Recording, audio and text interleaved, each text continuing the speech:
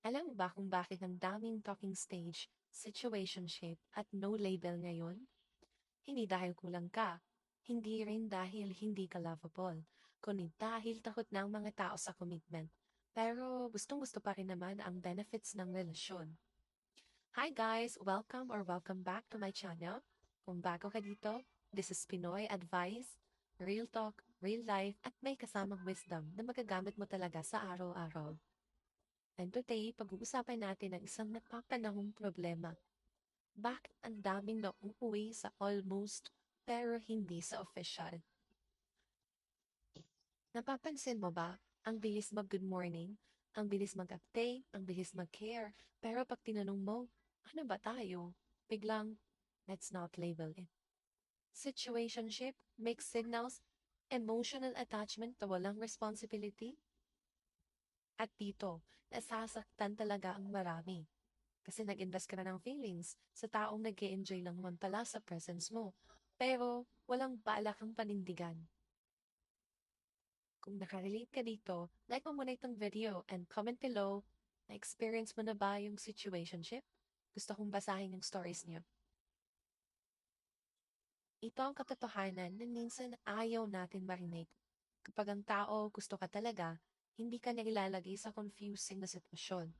Hindi ka niya hayaang magtanong kung may karapatan ka bang magselos.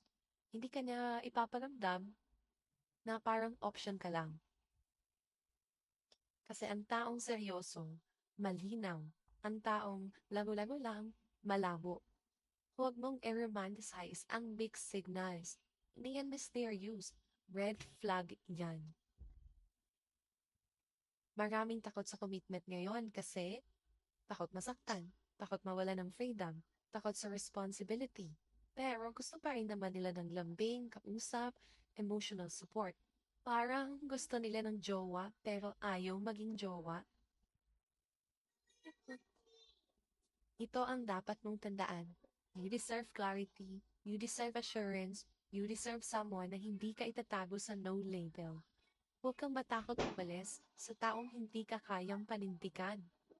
Mas matakot ka na manatili sa taong hindi ka naman kayang piliin. If you agree, comment, I deserve clarity. At kung gusto mo pa ng ganitong real talk advice, make sure nakasubscribe ka ha dito sa channel. Alam mo kung bakit maraming pumapayag sa situationship? Simple lang. Kasi hinahanap natin ang love sa tao na dapat sa Diyos muna natin kinukuha.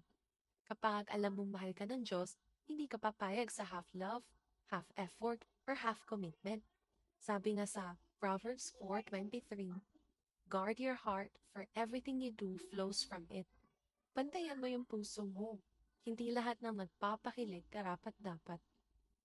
Thank you for watching mga Kapinoy Advice. See you in the next video. Stay wise, stay faithful, and choose what honors God.